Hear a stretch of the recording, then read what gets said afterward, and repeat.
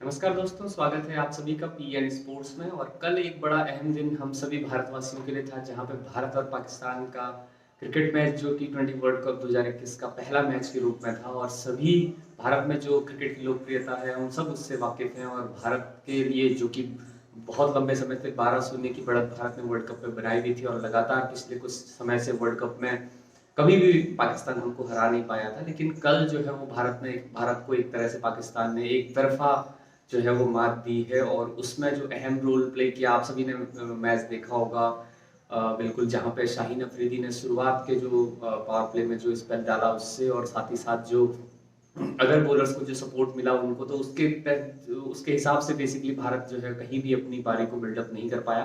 विराट कोहली का जो है एज ए बैट्समैन जरूर पॉजिटिव वहां पे दिखा कहीं ना कहीं, जहां पे उन्होंने अर्धशतक लगाया बेहतरीन। उसके बावजूद भारत जो है वो 151 रन ही का जो है टोटल एक तरह से दे पाया पाकिस्तान को। और इस टोटल को जहां पे ये एक तरह से फाइटिंग टोटल भी नजर आ रहा था, अगर 155 160 भी अगर बनते और 150 को भी एक तरह से एक तरह का डिफेंडिंग टोटल माना जा रहा था इस पिच के ऊपर, दुबई के इस ग्राउंड में। लेकिन कहीं ना कहीं बाबर आजम जो कि पाकिस्तान के कप्तान हैं, और साथ ही साथ उनके साथ जो रिजवान है, उन दोनों की सलामी जोड़ी ने ही ये एक तरफा जो है वो पहले विकेट के लिए पार्टनरशिप करते हुए बिना विकेट खोए जो है वो पाकिस्तान ने 10 विकेट से बड़ी जीत अपने नाम हासिल की। और जो रिकॉर्ड और एक तरह सा जो हम कहते हैं कि कहीं ना कहीं जिंक्स था, उसको जो है वो ब्रेक किया है कि भारत जो है वो कभी भी टी ट्वेंटी नहीं बल्कि वर्ल्ड कप में जो है वो पाकिस्तान से नहीं हारा। लेकिन कल ये हुआ है। अब इस हार के साथ साथ हम सारे भारतीय जो खेल प्रेमी हैं, मैं देख रहा हूँ सोशल मीडिया से लेकर हर एक मीडिया के जगत के लोग वही सब चीज़ें जो कि फिर से आलोचनाएं होने लगी हैं खिलाड़ियों की, और जितने भी भारत के खिलाड़ी नाकाम रहे कल करने में। और ऑब्वियसली कल जो है वो किसी भी तरह का पॉजिटिव भारत को कहीं भी नजर नहीं आया। जैसे मैंने पहला कहा कि Virat Kohli as a batsman के अलावा आपको कहीं भी कोई पॉजिटिव नहीं नजर आया। तो एक छोटा सा एनालिसिस अगर हम करें कल की इस पाकिस्तान की इस विन और भारत की इस बड़ी हार को लेके, तो वहां पे नेगेटिव ही नेगेटिव आपको नकारात्मक चीजें ज्यादा दिखाई दे रही हैं, जो कि भारत के लिए मुझे लगता है जल्दी दूर करना चाहिए। और कुछ चीजें तो इस तरह से मैं मानता हूँ जहाँ पे अब उन चीजों को दूर करना भारत के लिए थोड़ा सा मुश्किल होगा।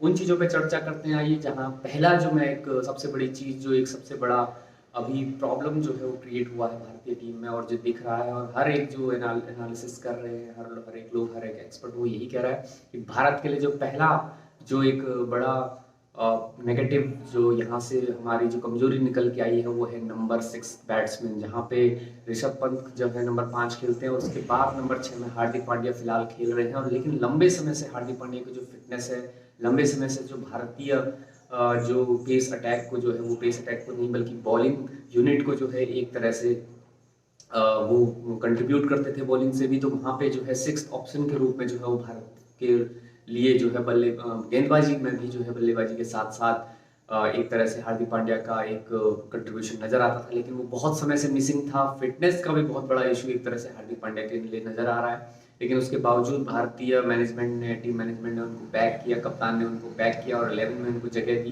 पहले भी ये जो है चर्चाएं लगातार हुई हैं, जहाँ पे 15 के स्क्वाड में भी जो है वो हार्दिक पांड्या के नाम को थोड़ा सा देखा जा रहा था कि इनके अगर इनको वहां पे कहीं अगर ये फेल हो जाते हैं, या हो सकता है कि अगर इनकी जो इंजरी है वो अगर किसी क्रूशियल स्टेज पे जो है वो कहीं कहीं पे अगर जवाब दे देती है, तो वहां पे जो है उनकी फिटनेस के कम होने के बाद आप जो है आपके लिए ऑप्शन या सब्स्टिट्यूशन कौन बचता है। तो नंबर 6 जो है वो पहला कंसर्न भारतीय टीम के लिए मेरे हिसाब से होना चाहिए।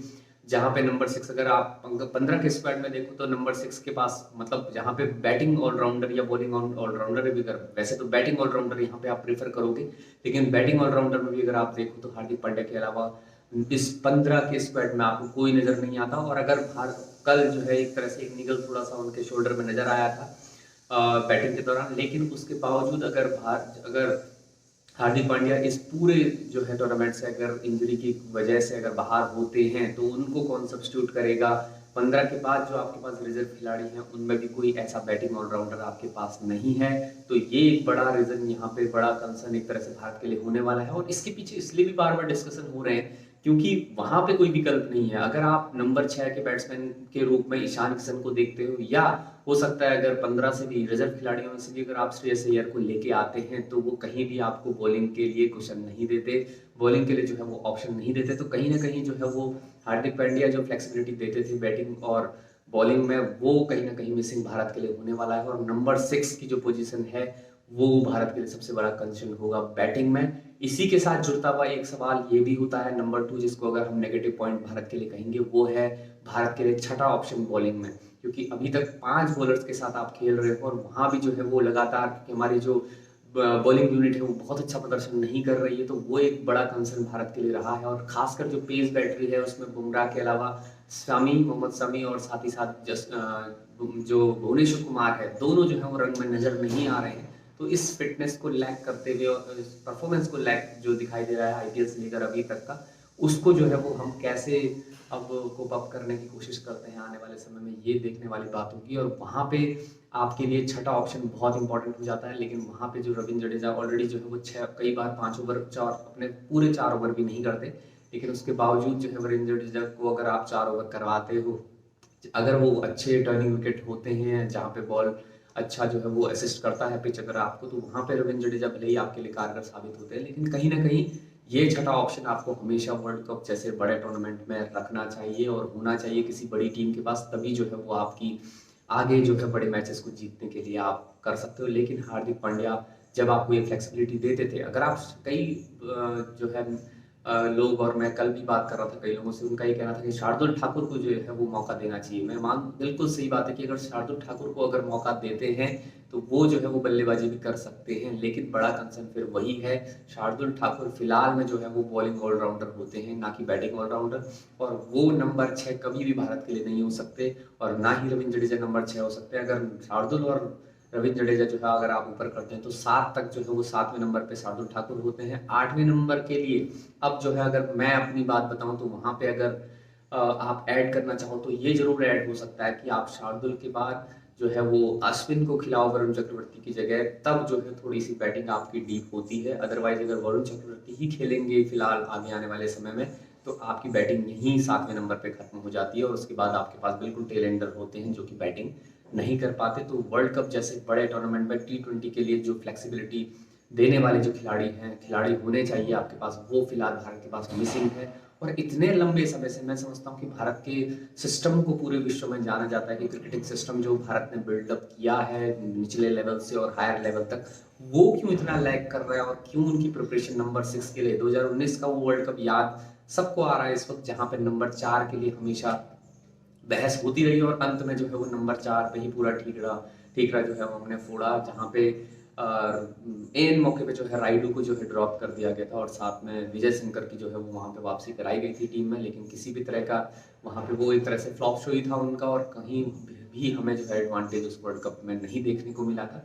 और यहाँ भी जो है कंसर्न ये नंबर 6 होने वाला है। और सबसे बड़ी चीज, इनका विकल्प हमारे पास बिल्कुल भी अभी नहीं है, कोई बैटिंग ऑलराउंडर हमारे पास नहीं है। अगर आप देखिए तो श्रेयस अय्यर और ईशान किशन भी अगर आते हैं तो वहाँ पे वो प्योर बैट्समैन के रूप में जो है वो खेलेंगे, लेकिन छठा बॉलिंग ऑप्शन वहाँ पे खत्म हो जाएगा। तो कहीं ना कहीं भारत गिरता हुआ नजर आ रहा है अपनी ही स्क्वाड में, क्योंकि चुनी हुई स्क्वाड में बहुत सारे जो है वो एक्सपर्ट और हर कोई, हम भी यही कह रहे थे कि भाई आपके पास उस तरह के जो गेंदबाजी का यूनिट होना चाहिए, और खासकर जो इन्फॉर्म गेंदबाज जो आपके पास होनी चाहिए। जैसे युजवेंद्र चहल जो है पूरे आईपीएल में अच्छा खेले, लेकिन उसके बावजूद जो है वो आपने उन्हें वहीं छोड़ दिया। टॉप क्लास स्पिनर थे लेकिन उनको वहां पे छोड़ दिया, और कल भी उनकी कमी एक तरह से वहां पे खली थी। लेकिन फिर भी आप राहुल चहर को लेके आए, जो कि ऑलरेडी जो है मुंबई इंडियंस उनको जो है एक तरह से उन्होंने बेंच में ही उनको बैठा के रखा था इस आईपीएल में। तो कहीं ना कहीं बहुत सारी चीजें निकल के आ रही हैं। होपफुली आगे आने वाले समय में इसी स्क्वाड के साथ, जो कि थोड़ा सा हमें, मुझे ऐसा लगता है कि कहीं ना कहीं कमियां बहुत सारी भारतीय टीम में नजर आ रही है। बैटिंग में कमियां कम है, बस बैटिंग में अगर आप हार्दिक पांड्या बाहर भी होते हैं तो जोड़ जरूर लोगे, लेकिन वहां पे 6 बॉलिंग ऑप्शन वहां पे आपका खत्म हो जाएगा।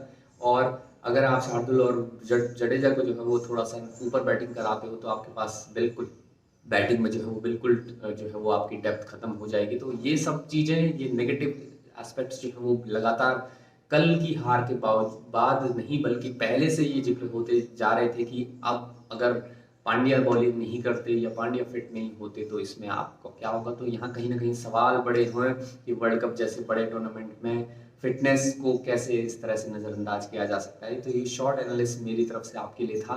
तो प्लेइंग 11 आपके लिए क्या हो सकती है आने वाले समय में? जो कल का जो मैच था उसके लिए जो है वो हम ये नहीं कह रहे हैं कि बहुत कोई हमने बहुत चीज़ें खो दी, लेकिन कहीं न कहीं नेगेटिव चीज़ें पॉजिटिव बहुत कम लेके आए हमारे लिए। कैप्टेंसी की अगर हम बात करें, मैं बार-बार यही कह रहा हूँ कि Virat Kohli as a captain तो हमें कल पॉजिटिव दिए देखे गए, लेकिन Virat Kohli as a batsman तो पॉजिटिव देखे गए, लेकिन कैप्टेंसी जो है वो उनकी कहीं न कहीं सवालों के घेरे में है, क्योंकि बहुत सारे क्योंकि हमारे पास जो टोटल था उसको डिफेंड करने के लिए आपके पास इन्फॉर्म गेंदबाज होना चाहिए था। पहला ओवर बार-बार यही कहा जा रहा था कि आप बुमराह के साथ जाते, वहाँ पे एक थोड़ा-सा लगा कि कुछ न कुछ एक गलतियाँ थी। प्लेइंग 11 को चुनने में भी क्या मेंटर का, क्या कोच का या कप्तान का किसका कॉल ये था, और या फिर वो क्यूमुलेटिव कॉल एक तरह से था। तो ओवरऑल ये सारी चीज़ों को देखना है इन फ्यूचर। जो है मुझे लगता है कि अगला मैच जो लगभग 1 हफ्ते के अंतराल के बाद जो न्यूजीलैंड के साथ है, और आने वाले मैचेस जो इस पूल के होंगे भारत के, उसमें जो है वो अब नज़रें रहेंगी कि वहाँ पे प्लेइंग 11 किस तरह की होती है, भारत यहाँ पे अच्छा करे।